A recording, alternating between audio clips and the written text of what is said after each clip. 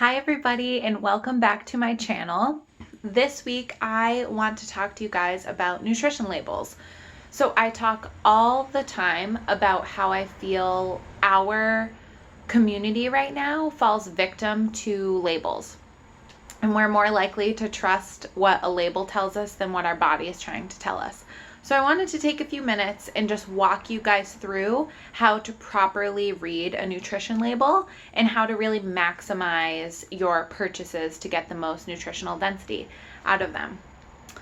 So from what I see from a lot of people is that they fall into these traps of like 100-calorie snack packs, things that are saying that they're really going to change your health, when in reality it's really filled with the same ingredients that are in a lot of other processed foods. So just as an example, I wanted to read you guys the ingredient list of like a 100-calorie snack pack of gluten-free pretzels.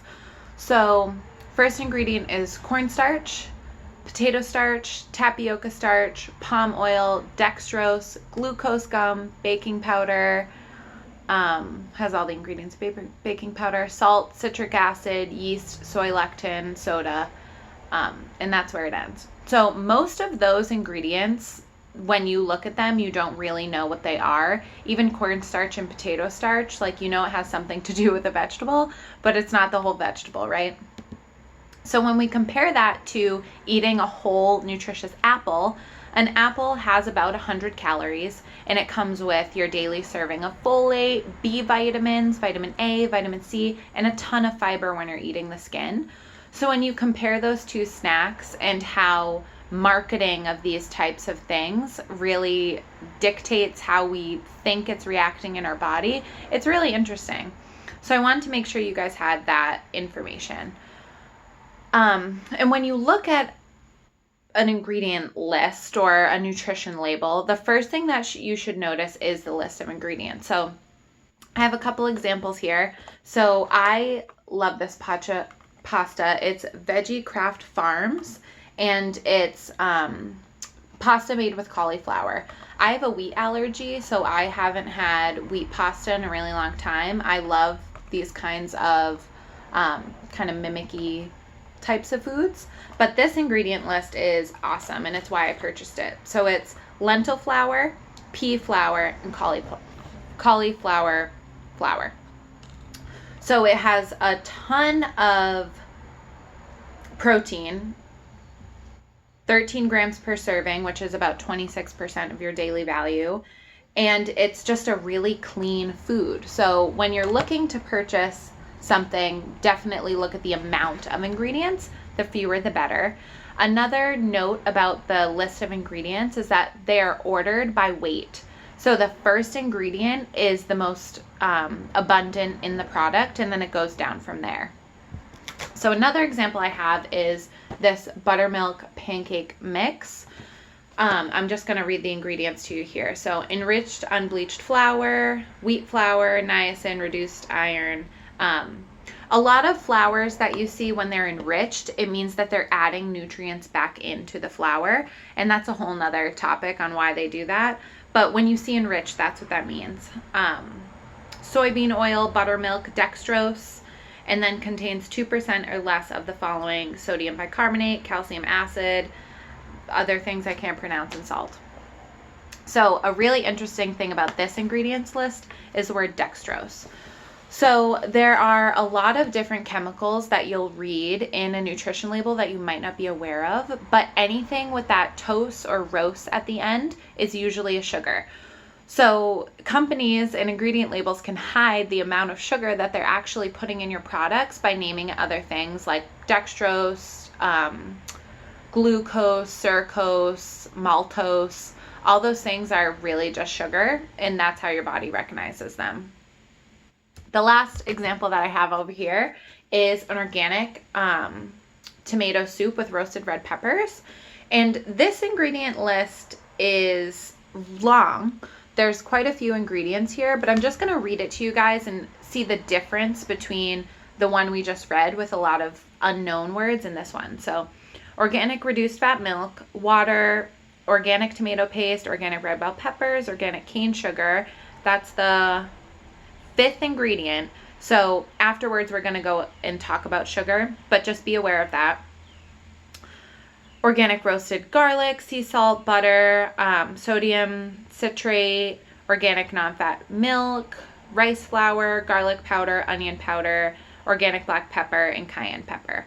So we know what most of those ingredients are. I would say processed foods like this. So my assumption is that the one I didn't know, so sodium citrate, that's probably a preservative because this is a pantry item. So just to be aware, so if you see a label and it's really long, it doesn't necessarily mean it's always the worst food you could be eating. There's a lot of organic ingredients here that I really like, and I would eat this for a quick meal during the weeknight with like a grilled cheese or something like that. So this is the kind of stuff I really like to have in my pantry because of the quality ingredients. So really important things that you want to look at on a label other than the ingredient list are the sodium content, the sugar content, the saturated fat content, and then the amount of servings. So one of the things that somebody might fall into with this packaging is they might just think it's like for 2 people. So if you're just making dinner, you might cook it all, when in reality, it serves 4. So this one is great, this label, because it breaks it down into different amounts. So typically what you'll see on a package is for 1 serving. So like these pancakes, you're going to get the nutritional facts for 1 serving, and then you have to go through and break it all down into how many servings are in the container. Where this, you get a 2-ounce serving and a 3.5-ounce serving daily value, which I really like.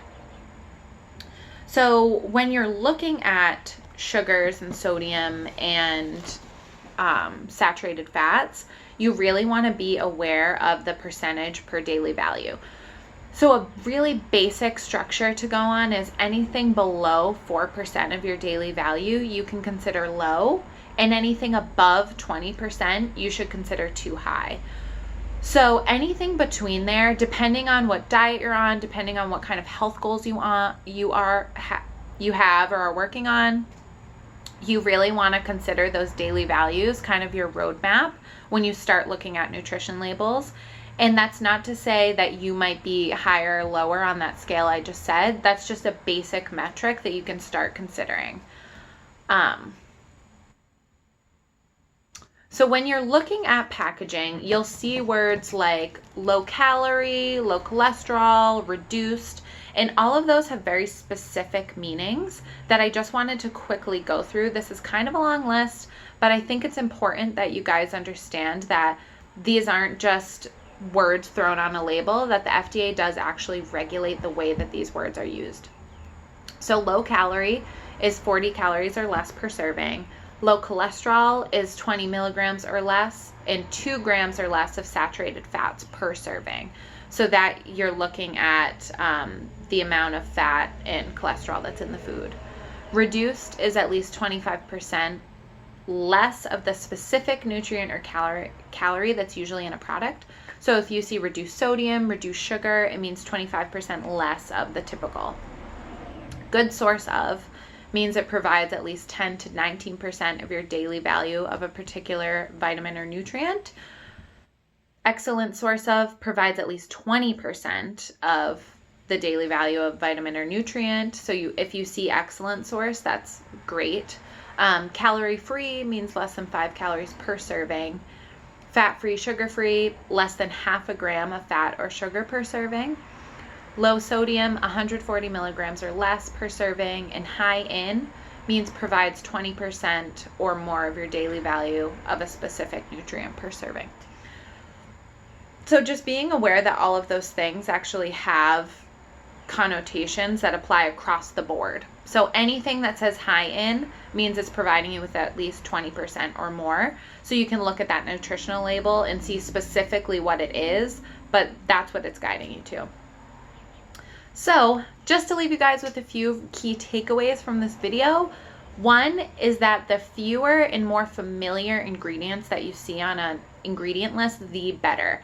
So when you're looking at different processed foods to take home, you want to make sure that you understand what's on that label. And if you don't, just check it out. Google it really quick. See if it's an secret added sugar. See if it's preservative, or it could be something totally safe for you to consume. You just have to be aware of it to make a choice.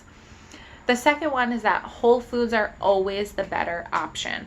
So like with this soup, I love having that stuff because I don't always have time to make like a homemade soup or something that I find with local ingredients.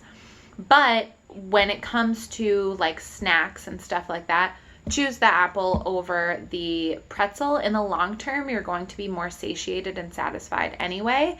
So making that investment in whole foods is going to pay off for you in exponential ways. And the third one is that when you're looking at a nutrition label, make sure you're checking on the sugar content, the sodium content, the saturated fats, and the amount per serving, and know that there's really intentional language put on labels that you should be aware of. So when you're making choices, you can make the best possible one. Thank you guys so much. If you got something out of this video or if you have questions, please comment. If you like what I'm putting out there, subscribe, like, and share. And I can't wait to see you guys again soon.